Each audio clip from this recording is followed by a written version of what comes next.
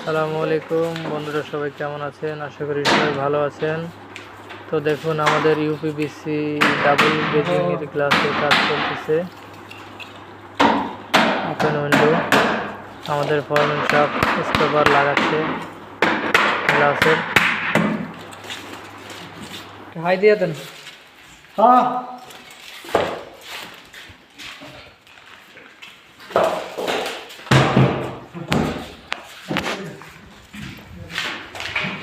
UPVC দরজা দেখুন, design দরজা উপরে অল্প একটু গ্লাস দেওয়া হয়েছে।